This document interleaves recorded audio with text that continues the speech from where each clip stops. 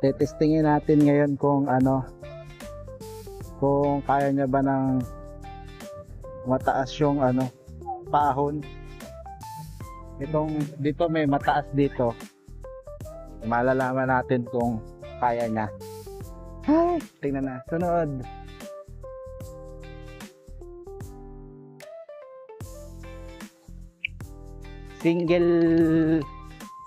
Single motor nga lang pala to.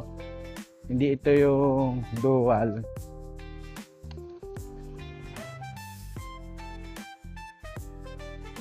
Ano, tumama? Kaya. Bali wala, basta makabuelo. Naka speed number 3. Naka number 3 tayo. Kayang kaya. Bali wala. Ang dami na nating, ay, ito yung uli yung test ko kung gaano katibay itong punk base sa mga ahonan. Kayang kaya naman, pero wag lang talaga yung sobrang taas na paahon tulad nung sa Gumaos. Nahihirapan na siyang ano yun, umahon. Lalo na ang bigat-bigat ko. Yung mga aso parang nabubulabog doon sa ano, sa tunog ng drone. Ewan ko lang itong tatlong aso kung matakot. Ay hindi natakot. Siguro may mga dahon. Huwag kang tatama. Bale wala.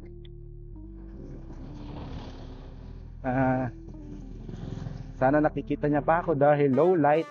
Pag low light nahihirapan yung DJI Neo.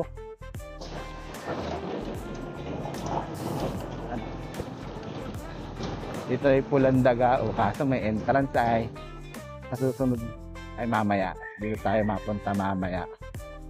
Try natin uli pag Gumaos pa, paahon. Wala akong maiisip na ano, na topic ngayon. Medyo mainit ang ano ko, medyo uminit yung ulo ko kanina dahil mainit na kanina nung magsasara na ako ng tindahan. Biglang umulan.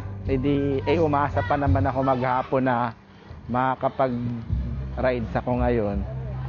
Buti na lang nagbago pa yung panahon. Medyo nagkaaraw pa.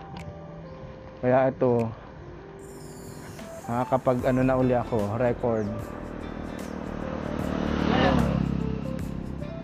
Daming mayaman dito sa Paracale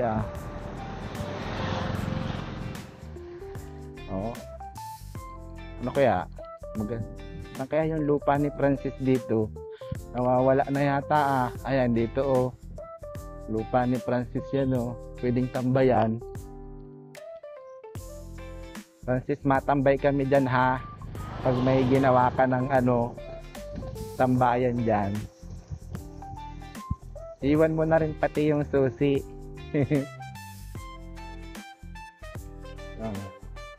Ay nako, wala akong maisip. Bablang ko pa rin ang isip ko ngayon. Sana ano kaya, blah blah blah number 2 na naman. May mga nagka-camping Hindi kaya mainit, dyan, malamig or kung ano man. Madilaw pala ang sun dyan. Yellow sun.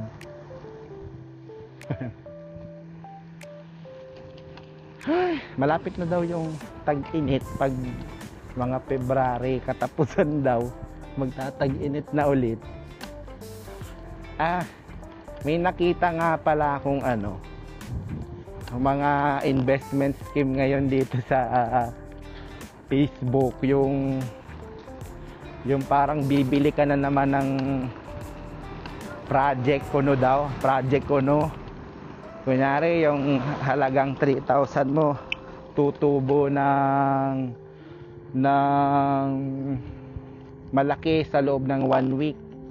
Tapos ibig sabihin sa loob ng isang buwan parang halos ang nakalagay ay parang pag kinumpute mo sa isang buwan halos ang kikitain mo ay 241% na too good to be true. Another scam site na naman tulad ng Kini. Kaya parang yung Kini dati ang dami rin na scam, kaya naging scam norte itong lugar natin ay dahil dito na may opisina sila dito, ang dami ring nakasuhan. Ba't kaya ang mga tao ang hilig sa mga get rich quick? Parang yung Tune Gaga, parang sa music naman din yun, tutubo, alam naman na scam yun, ang dami rin na scam nun. Yung Kini, ewan ko yung iba, BitConnect, ganun din. Tapos ngayon yung bago, ewan ko anong pangalan ng website nun, na kung ano-ano, parang pag na-scam, dami pang madadamay na tao, kawawa naman. Pero pag yung mga legit na investment, ayaw, kasi maliit ang tubo. Pero sure na hindi ka naman maluloko dun. Katulad nung sa mga Pag-ibig MP2 na investment, sa gobyerno ka hindi ka naman lulukuhin noon, pero ayaw ng tao kasi 4% lang ang sa isang taon. Yung sa pa ba mga investment na sa stocks, sa pa ba, ewan ko, ang dami pang pwedeng investment na inaayawan ng mga Pilipino kasi ang liit ng tubo. Ang gusto yung malalaki ang tubo agad, kaya yung iba nag-online sugal na lang din ay. Sabagay kung kumikita sila doon, pero imposibleng may kinikita silang malaki doon. Mas lamang pa rin ang talo kaysa panalo sa sugal. Pag ewan, daming investment na legit, ayaw subukan. Bitcoin, ganyan, cryptocurrency.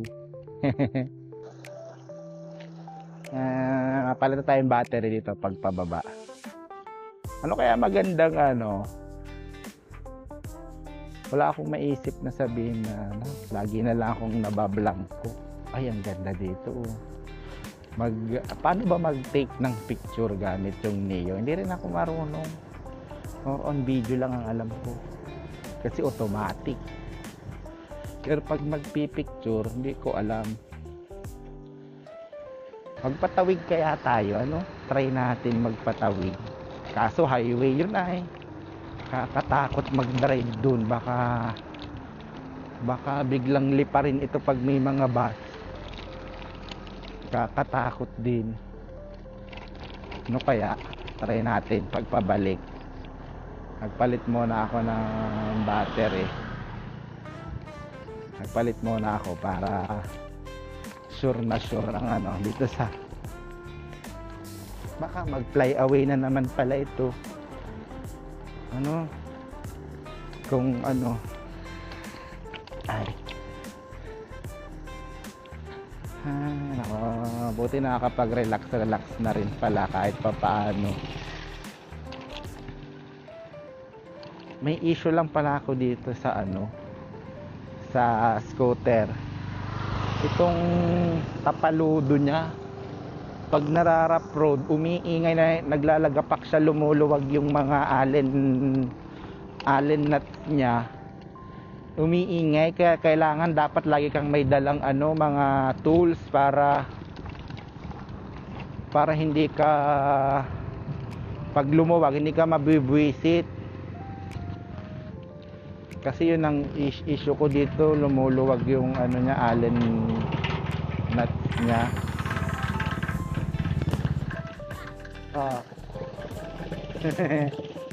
Dito muna ako, dito lang. Try natin ngayon dito sa red light district papuntang sentro.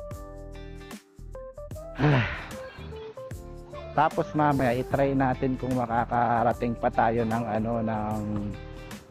Tawig o kaya sa farm. Try natin pumapala sa farm namin pala. Try natin kung makakarating tayo dun. Sa farm pala ng tatay ko, di pala sa akin, kay papa. Maraming try natin kung maliwanag pa pagdating ng sentro. Overtaken, kaso ang dami palang bata. Baka malito na naman itong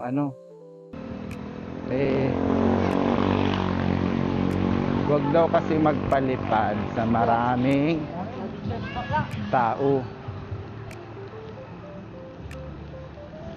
At baka daw maka-aksidente. Tama nga naman. Baka nga naman makatama ng pero laruan lang naman. Parang toy drone lang din naman ang bigat nito. Ichiko! Ay, nakatalikod. Yung bata, Ichiko. Dapat pala talaga prepared. Dapat pala prepared para dire-diretso lang ang sinasabi. Hindi yung nag-iisip pa habang nagdadrive. O kaya may bullet. Dapat pala may parang bullet na topic para dire-diretso. Nag-start ako ng mag-Bitcoin ay 85,000 pesos pa lang ang value. Ngayon yata ang value ng isang BTC ay 5 million na. Hindi, imagine mo na lang. Kung nakapag-ipon ka ng maraming Bitcoin noon, edi milyonaryo ka ng sobra-sobra. Ayun nga lang, yung sa akin nagamit ko sa business. Yung kinita ko, ginamit ko sa business. Nagbigay rin ng passive income sa akin. Ay, hindi naman passive, pero nakatulong pala sa business ko dati para mas lumago siya. Yun. Ano pa ba? Yung isa ngayon na tinatry ko ay yung yung Maya Savings, saka yung C-Bank, kasi araw-araw silang nagbibigay ng interest. Annual interest ang binibigay. Aha, baha. Lusong sa baha. Lusong sa baha. Lusong sa baha. Magana pa. Buhay pa. Buhay pa yung sasakyan natin. Medyo mag-iingat na pala ako. Ngayon sa pagdadrive sa mga ko. Layo-layo muna tayo doon sa part na may dagat. Kinabahan ako. Bigla akong kinabahan. Baka makita sa video. Ay, marami ng tao. Babalandingin ko na. Delikado na dito. Tingnan natin kung makakauwi ito. Tara. Sana wag mawala, wag mag-fly away.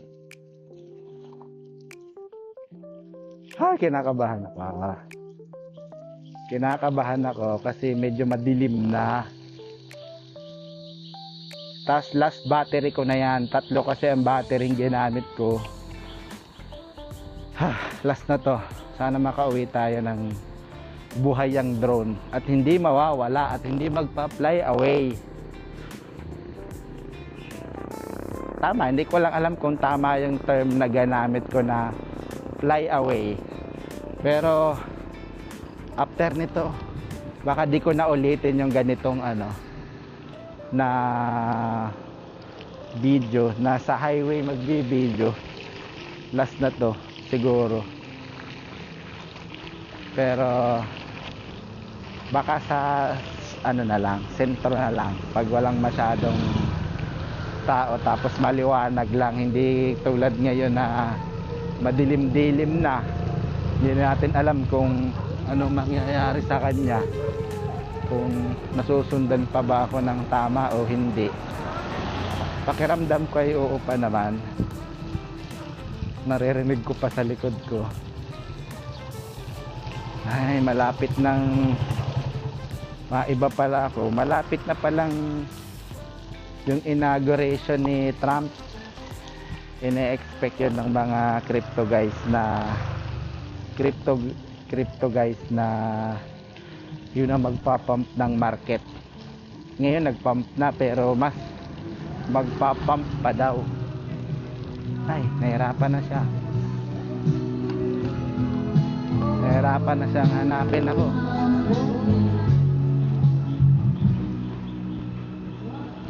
Ala.